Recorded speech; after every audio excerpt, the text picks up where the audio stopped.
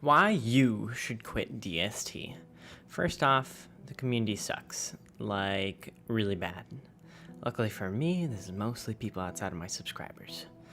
The community is generally made up of children, and because the game was made to be played together, this can matter a lot. Because the pacing is built around having multiple players, and it can be extremely hard to find anyone else decent at the game to play with.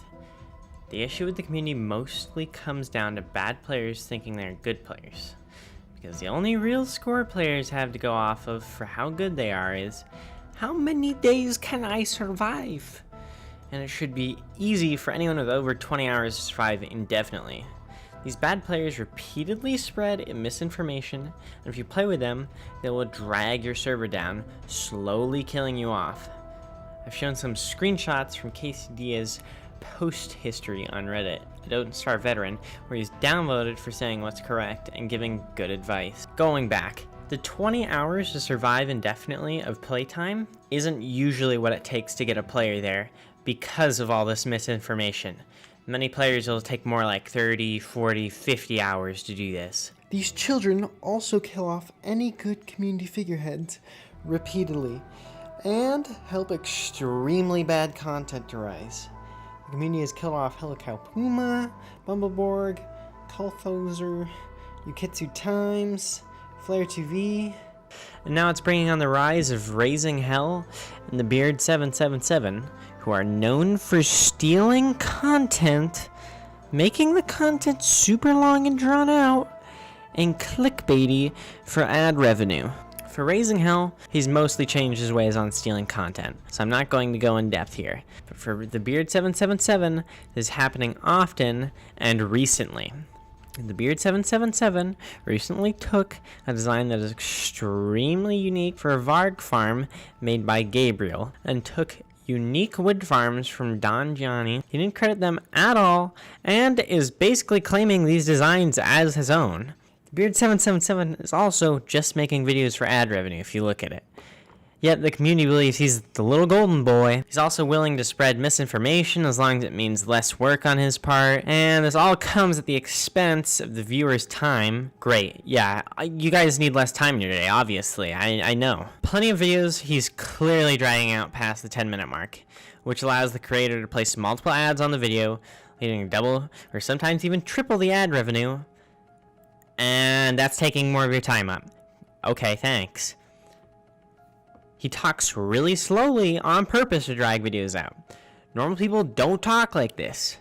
A good example of this is his newest video, where the intro and outro, which isn't even necessary to the video, takes 55 freaking seconds on a video that is 89 seconds long.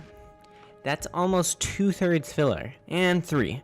He has no idea what he is talking about, and the videos are riddled with misinformation, or simply leave out crucial info so that his viewers die when they go and try whatever he's talking about. Things he does are like saying dragon pies are a good food source. They're not. They really aren't. They're really terrible. They're one of the worst food sources, if not the worst. They're extremely slow to gather and require the player's full attention. They also cannot be mass farmed. Pierogi is the purely better version. Another example of this is in his newest video, saying Wes can tank Deerclops, but not saying anything about the difference in gear requirements. Hell, he doesn't even say anything about gear requirements at all. He just goes and does it and says, yeah, Deerclops dies. Yet another example, he leaves out the information in his mostly copied wood farming guide that Maxwell can summon 3 wood choppers and 1 shoveler, or completely leaving out how Woody can farm more trees with pigs than other characters due to his increased ally time. Like, why is that not in there? You just completely left that out? Do you not know that? He does all of that. He's still the most viewed Don't Starve YouTuber. He gets more views than the entire rest of us combined. You know why that is? Using and abusing his child audience for his own gain. Stretching out videos also makes them come up more often in the recommended feed. And his children viewers watch these terrible videos all the way to the end. They watch, the 11-minute videos so they can get recommended to everyone else and their grandmother. so that they can watch it too. If you're still willing to watch them after all of that, shame on you. Leave this video right now. Never watch my videos again. I don't want anyone like that here. Get out. On to the next phase of this video. The game is terrible and keeps getting worse. The game was originally intended to be an uncompromising survival game, but all of that has gone out the window because they're catering to Minecraft kiddies. Starters, the game is extremely repetitive and monotonous. The most basic, boring tasks are what have to be done forever, and the fun, engaging tasks don't ever have to be done again. Some of these boring tasks are gathering twigs and grass. There's really not many good ways to improve the speed of this. You know, some fun, engaging tasks you don't ever have to do again though? Kill raid bosses. You don't ever have to kill them more than once. There's no real reason to most of the time. Hell, even the boss fights are repetitive. Only the absolute hardest raid bosses have more than one attack, and even then, the attacks consist of something like summoning bees, or just straight up stun locking you, which is such a fun mechanic and should just be in every game. On top of that, the amount of food has been increased in DST compared to in regular Don't Starve. This completely ruins even the name of the game, Don't Starve. It makes everything else easier because you have more time freed up to actually go do things. Characters also keep getting buffed. New versions and new characters are beyond strong.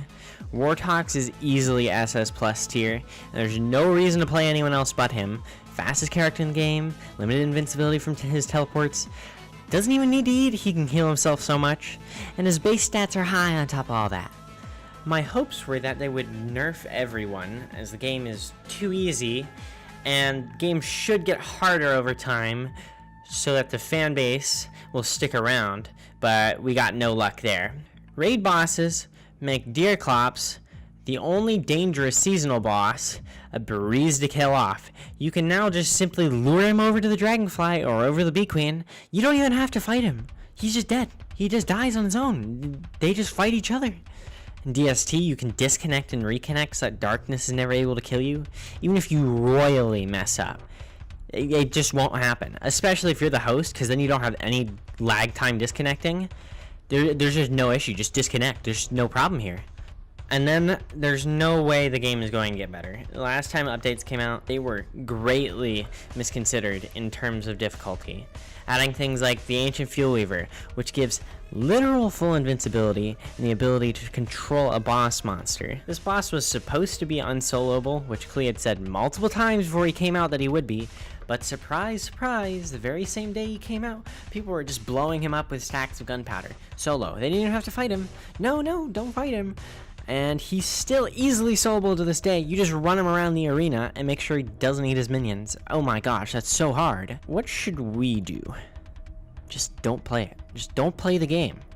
And don't interact with the game in any way.